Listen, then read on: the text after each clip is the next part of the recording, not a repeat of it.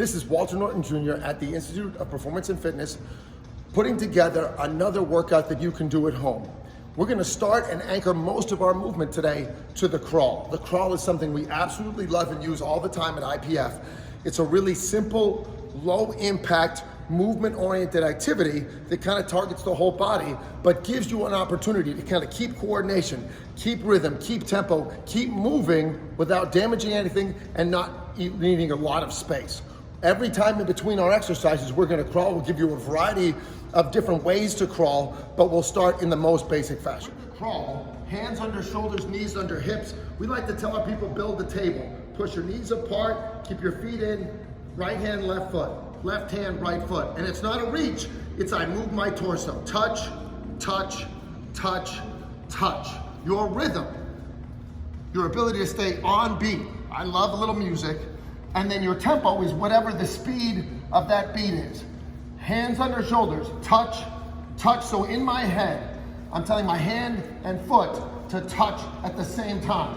I'll take 30 steps as I go from one spot to the other to finish up. Just crawled my set amount of steps, whatever it is. We're using 30 as our base number right now. And I go into my first exercise, which is the squat. We like to set the depth. Stairs, household items, chair, whatever it is. This is me sitting in a chair with great posture, Catholic school style. I've never been to Catholic school. Chest up, good posture, I stand up. No deviation or change in that posture. Sit down, stand up. I want to keep my toes down. I want to push my butt out, keep my chest up. Sit, stand. Now I can either sit, gather, and stand up, or I can sit and stand tall. We tell our kids, don't break a potato chip. So regardless of your depth, we want to sit with great posture for 10 reps.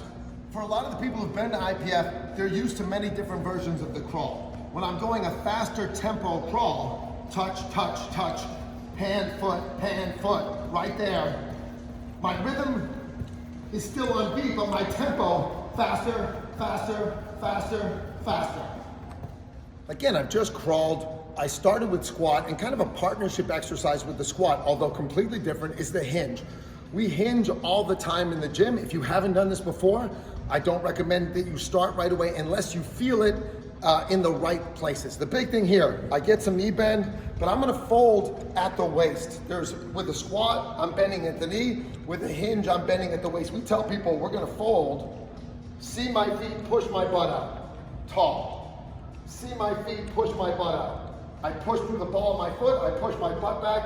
I can feel this in my hamstrings. I'm a tight mofo. I can feel this right away. No resistance or my body weight. I don't feel that in my low back. I would do my 6 hinges and then I'll go back into my crawl. I continue to vary the crawl. The variation matters less than the activity itself. But in this case now I'm gonna go with 1,001 pause crawl, which gets much more difficult because it takes longer, there's more time under tension. 1,001, 1,001, 1,001. That's my brain talking out loud, which happens a lot anyway. 1,001, touch. Touch, knees apart, back flat, touch, touch, touch, touch, full stop, touch, touch, touch, iceberg, dead ahead, touch, touch, touch, touch. The 2-leg version of the squat, and squats will help you improve, but there are 1,000 one-leg versions, and we live and we move on one leg at a time. So we're gonna go with rear foot elevated squat. We can use any different types of heights, depending on your hip flexibility, any household item. So let's say I'm gonna start right here. I put that back foot up, I keep my chest up, I'm just down, up, chest up tall, breathe, nice and smooth. I want a little higher box. Again, the angles matter. That back foot is up, chest up, breathe. I want to be able to touch my knee, knee over ankle, drive. Head up, chest up, breathe. Oh yeah, a little tight, but not bad. We recover. We're not trying to be perfect. We're just trying to get better. Oh, hey there. I'm gonna go from another crawl variation. I'm gonna go 8 forward, 5 back, 8 forward, 5 back. We do a bunch of different variations at the gym. some to change it up, but most have tremendous benefit physically and mentally.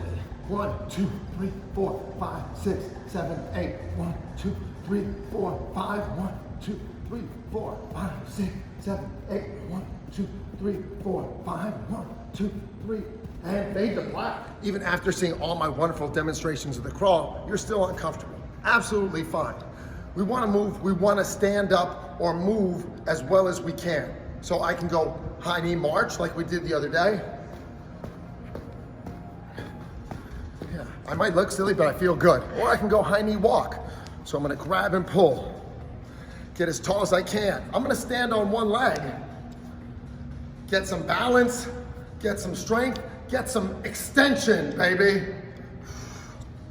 There's a bunch of different ways to put your movement component together in the middle, depending on how much space you have. You can do a lot of this just in one spot. It's less about perfect and more about doing.